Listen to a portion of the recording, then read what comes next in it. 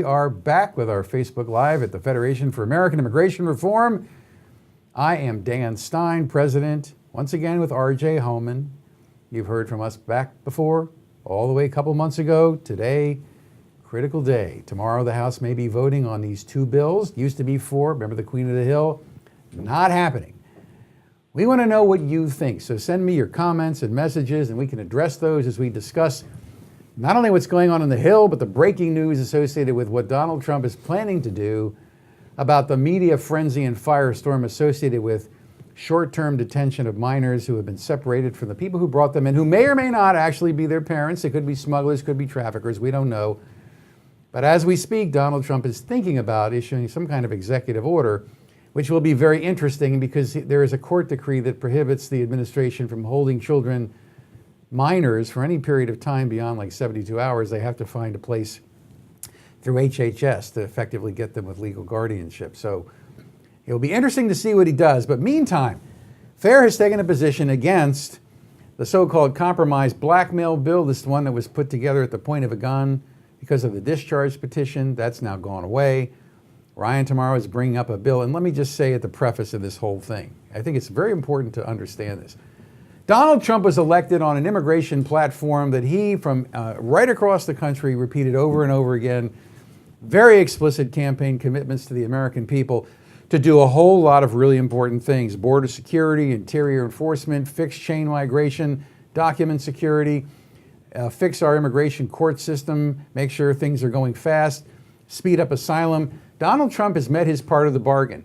He has done probably 80% of the things he's promised that he can do on the executive level. House Republicans in the Congress, Paul Ryan in particular, and Mitch McConnell, they have been on notice since the end of this last election that the American people were promised some things. What is happening right now in the House after a dismal performance among Republicans in the Senate in February is indicative of why voters get so frustrated. But FAIR has taken a position in conjunction with you in opposition to this compromise blackmail bill. There's going to be 2 votes. RJ will tell us this. It doesn't look like Ryan is going to have enough votes to pass the so-called compromise blackmail bill. That's good. RJ, what's going to happen to the Goodlatte bill? We don't know yet what's going to happen with that either. Kind of the catch here is that Chairman Goodlatte, who's great on immigration, he was leading negotiations with the pro-amnesty so-called moderate Republicans, which was great to have him in the room, but likely because he is retiring, he is the one who has introduced Speaker Ryan's amnesty bill, the compromise bill that people are saying. It's called the Border Security and Immigration Reform Act. So tomorrow there's going to be a vote on 2 amnesty bills. So number 1 is going to be the original Goodlatte bill. You can't get confused out there now that there's 2 Goodlatte bills. The original Goodlatte bill, the Securing America's Future Act, which again contains a lot of great things. The amnesty component in there is very limited. There's no path to citizenship. It's only for the people that had DACA, approximately 700 to 800,000 people. A ton of great border enforcement things, ends chain migration, gets rid of the visa lottery, mandates E-Verify, which is important, as jobs are the number 1 reason people come here illegally, cracks down on sanctuary cities, closes all the border loopholes and everything that are causing this family separation crisis. It is a great bill. However, a lot of people did not think that bill will have the votes to pass tomorrow. So we are left with the second bill, which again is Speaker Ryan and leadership's compromise bill, drafted, kind of with a gun to your head, if you will, between pro-amnesty members of Congress and then members of leadership and other factions within the GOP. So what should you be telling your member of Congress? Exactly what should you be telling? Well, so again, first, to get to this call to action, obviously we have this number behind us, 202-873-1828. It's an easy thing. You dial it, you hear Dan's voice for a couple seconds, you end up putting in your zip code, patches you directly through to your member of Congress based on where you live. Very easy. So what you say to him, though, is you say, I urge you to vote no on the Border Security and Immigration Reform Act, the Ryan Amnesty Bill. That's the Border Security and Immigration Reform Act. We have the number up on Twitter. I believe it's now HR 6136, I believe. I stand corrected on that. They just introduced it yesterday, so we're kind of getting everything going. But to remind people what is in this bill, and I think the number 1 key thing you need to tell your member of Congress first, when you say, hey, vote no on the Ryan bill, but you also say, I oppose amnesty. Ryan amnesty bill. You oppose amnesty in any form. But just to inform people out there again, what is in this thing? Elizabeth said, I just called now and said to my representative, no Ryan amnesty. It is a TRAP. There you go. It is a trap. It is, again, with the Ryan amnesty bill right now, too, it is a trap for the American people.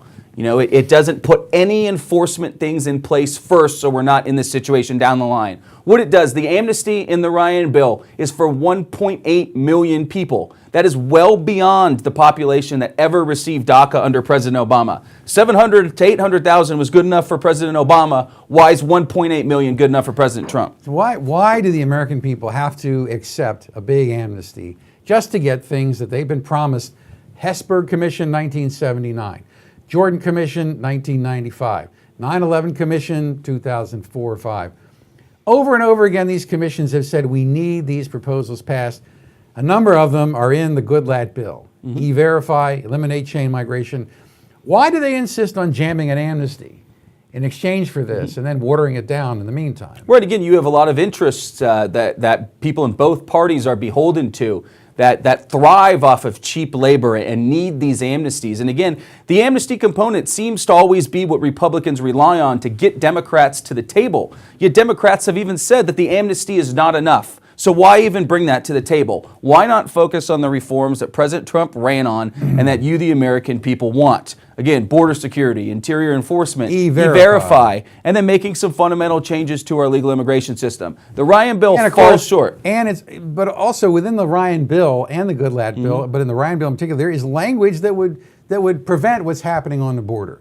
I mean, a lot of people are saying on our Facebook feed, what's going on the border is a diversion. The media are focusing on these minor kids for one simple reason. They want to distract from the findings of the IG report and the corrupt nature of the way the FBI operated prior to this election. Of course, it could totally be a smokescreen as well. And again, the problem out there is addressed in both of these bills.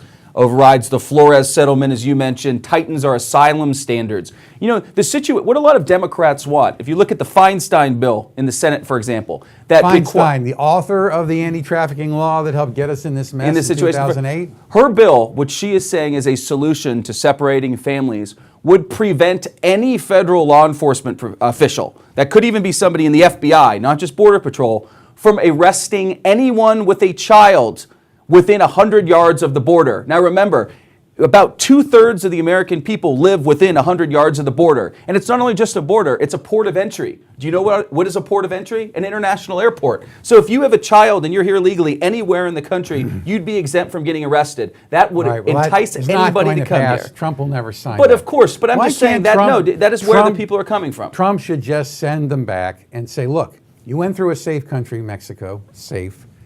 You got an asylum claim, you make it at the U.S. Embassy, right? Back in Salvador, back in Guatemala, back in Honduras. You got an asylum claim, that's where you make it. You don't have the opportunity of just coming to the United States because that's where you want to live. And a lot of these kids are with traffickers and smugglers. This whole thing is organized smuggling, organized crime, right? Oftentimes the families wind up in debt to these cartels. If they do get into the country, they wind up in debt to these cartels. These cartels are ruthless and brutal. And so by facilitating this process, we are actually encouraging organized crime.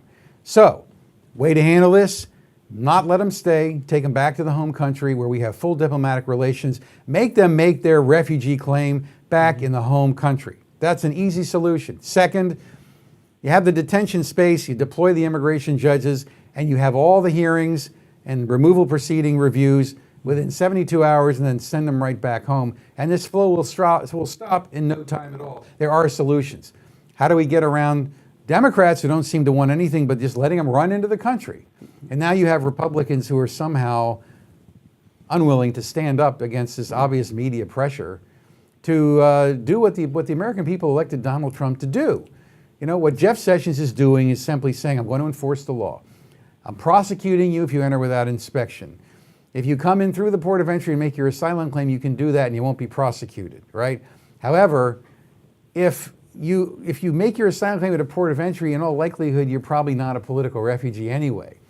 And we can make them stay in Mexico until we have the facilities to handle the claim quickly. We don't have to let everybody who shows up at our port of entry say asylum and just walk into the country to disappear. That cannot be a sustained policy. And there's one thing I want to kind of mention out there that it seems like everybody in the media is kind of conflating, combining multiple things together. They're combining people that are wanting to get arrested or wanting to make an asylum claim and they have children with them, or people that have a child with them and get arrested illegally crossing the border and then get prosecuted, then have to be split up. And then also unaccompanied alien minors, kids who came here with no parent. They're saying that the federal government is housing, 12,000 children right now, HHS is. The vast majority of those, I think over 10,000, came here without a parent. So when you see that number out there, approximately 12,000 people being held in these shelters by the government, not all of those kids were separated from a parent. They were here unaccompanied because of loopholes, the TVPRA and our trafficking laws, and they are not able to be promptly repatriated because they are not from a contiguous country. You just said an acronym, TVPRA. What does that stand for? The Trafficking Victims Prevention Reauthorization Act. Right. That's the law. Dianne Feinstein, Joseph Biden, when he was in the Senate, they came up with 2008, designed to stop child trafficking. What did it do? It actually encouraged it. It encouraged the exploitation of it. Back in 2013, President Obama's administration was even shining a light on it as being the main magnet for the UAC crisis. So what explains these legislators? Dianne Feinstein, okay, they do something, they see it's a problem. They see it's not working as intended. But do they actually go and try to fix it? No. What does Feinstein do? Introduce a law that says we can't arrest anybody and detain juveniles within 100 miles of the border. What the hell kind of leadership is that? This is the problem, okay? And fortunately, hundreds of thousands of you have been listening to our broadcasts, our Facebook Lives over the last month and a half, have taken action. We know how many take action through our voice phone to action capabilities. Hundreds of thousands of you have been responding. And as you know, we represent millions and millions of people around the country every single day. And it's important we stick together on these issues, put consolidated pressure. We do not want Trump to cave to political pressure, all manufactured, when what he's been doing has been essentially trying to honor a legal settlement that was brought on by the ACLU, okay? And you can be guaranteed that whatever happens here, FAIR will keep the pressure on, and we do it in conjunction with you. Yeah, last thing to focus on, again, the votes on these two amnesty bills are tomorrow. It will happen about midday Eastern time, maybe noon to 2:30-ish. They really can't set anything in stone up there in Congress. But again, you have about 24 hours out there to make sure you are calling your member of Congress. We're not encouraging... Don Edwards called Congressman Andre Carson. Thank you for doing that. I know that's a heavy lift, but it's important. No, of course. If you haven't yet, tell your friends, tell your family to call. And I can't stress enough, I know there's other options out there. Of course, it's great to tweet at people, get on their Facebook page. But the number one way to move the needle in Washington is to call the congressional office. And again, you call this number 202-873-1828 and you tell them you oppose the Ryan Amnesty Bill, also known as the Border Security and Immigration Reform Act. And to make it even easier, just tell them you oppose amnesty, no amnesty, focus on reforms that the American people have long sought for: border security, interior enforcement, things without an amnesty. Thank you, Sheila. Sheila, very good. Sheila Wallace, thank you for calling in. I see a lot of you are calling in right now. Now is the time. Today is the day, not a moment to lose. Certainly, a couple of reporters have been asking me today, this whole thing with the alien children detention, is this really a distraction from the IG report and having to actually turn the media narrative around and look at the behavior of these top-level FBI officials during the end of the campaign, 2016 campaign? An awful lot of you seem to think that's what it is. A lot of you believe that's what it is. Well, that's as good as actually being what it is. So we can't be deterred. We got to keep the pressure on. For all of you who are listening now, we got a really large group listening, really appreciate it. I want your friends and family to know we're going to be back with you in the coming days with updates. We'll be covering the legislation. It looks like they may wind up actually not passing this bill this week. We'll see. Probably won't have enough votes. Maybe Ryan will actually wind up pulling it from the floor, right? No, it looks like these need to stay on the floor to keep the discharge petition away. All right. So it is actually, even if he doesn't have the votes, he's going to bring correct. them in. These votes will happen no matter what. Speaker Ryan honestly probably does not even care whether they pass or if they fail, because this might get a little too technical real quick. Well, are they whipping the Goodlatte bill? Are they encouraging They are, the no, Goodlatte they are bill? not. The only bill they're whipping is a compromise bill. But both bills need to be voted on because of the way the procedure works, because of the way the rule is. These bills need to be considered to make the discharge petition go poof. And we know if the discharge petition ends up ripening and goes through, the worst possible thing is going to happen, and that's a Clean Dream Act, which is an amnesty for 3.5 million people. So these things failing is the best possible scenario. Right. Very important that we stick together on this, and we will be back to you with more information as the news breaks.